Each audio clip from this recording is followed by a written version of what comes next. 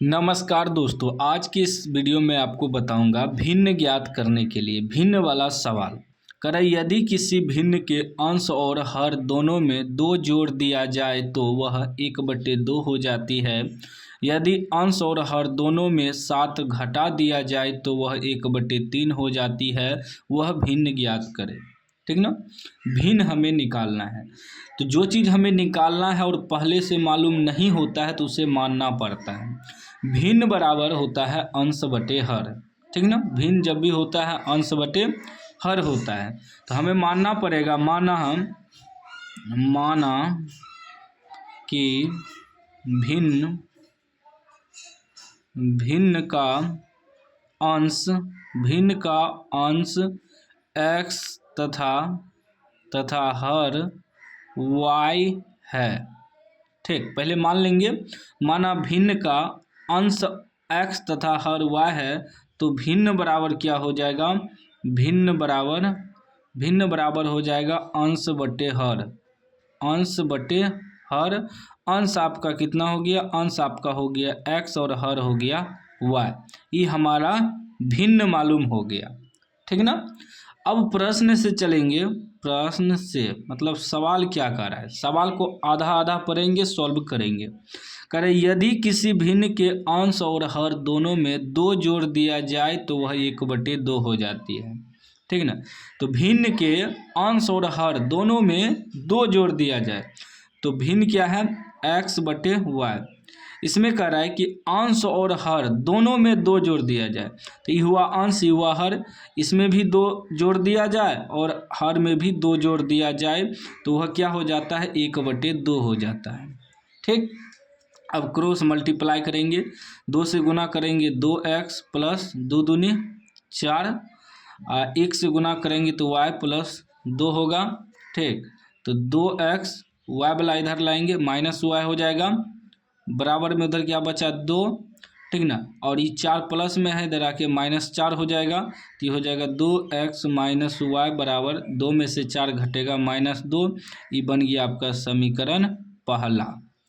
फिर क्या करें? फिर पुनः पढ़ेंगे आगे सवाल को। यदि अंश और हर दोनों में 7 घटा दिया जाए तो वह 1/3 हो जाती है। अंश और हर दोनों में 7 घटा दिया जाए तो भिन्न हमारा क्या है? x/y।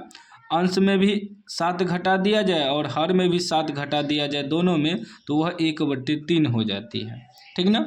अब फिर क्रॉस मल्टीप्लाई करेंगे, 3 से गुना करेंगे 3x माइनस 3 सते 21 बराबर 1 से गुना करेंगे तो y -7 ही आएगा, तो ये हो जाएगा 3x। y वाला इधर लाएंगे तो -y बराबर उधर -7 बचा, ये माइनस है तो इधर आके +21 हो जाएगा, यानी हो जाएगा 3x माइनस y बराबर 21 में से 7 घटेगा 14, समीकरण 2 हो जाएगा।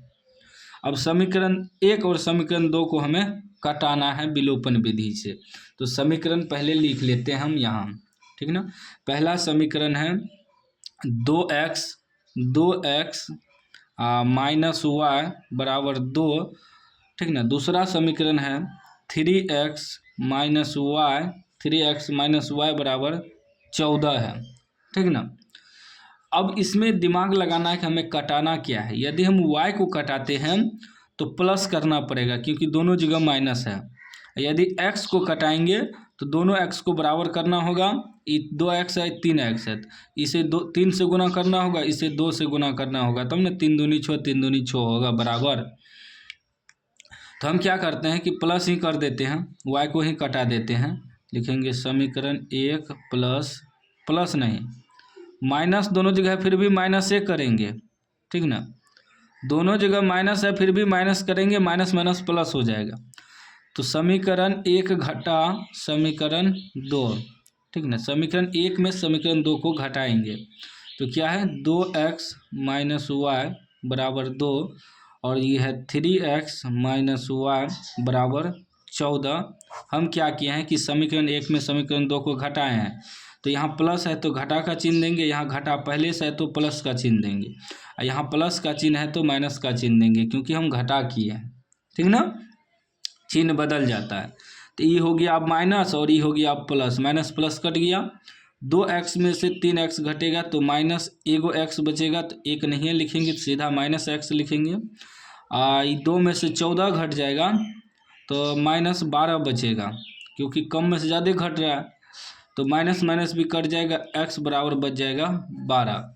अब यही x का मान समीकरण 1 में रखेंगे, लिखेंगे x का, ये समीकरण फर्स्ट है ना, यहाँ लिख दीजिए समीकरण फर्स्ट और ये समीकरण सेकेंड।